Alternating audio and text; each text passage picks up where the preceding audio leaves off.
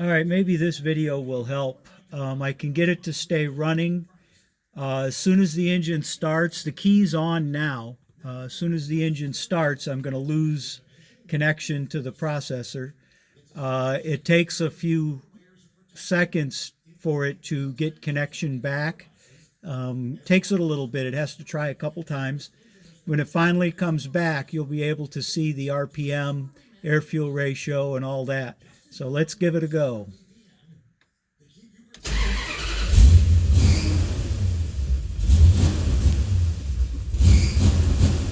I'm just pumping the gas pedal just to keep it running until it reconnects. If I let off the gas, it'll flat out die. And this is what it's been doing.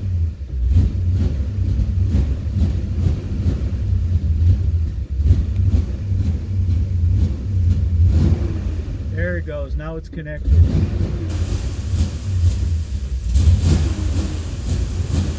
can see I have RPM. Air-fuel ratio's super lean. Air-fuel correction at 0. It's like it's just not giving it enough fuel.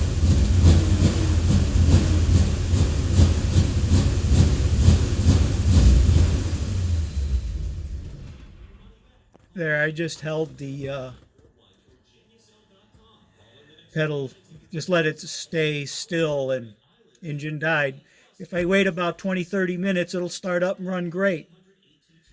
But after it gets warm, 20 minutes, 25 minutes of run time, just idling, or I'm afraid to drive it on the street, it'll do this again. The engine just shuts off like I turned the key off.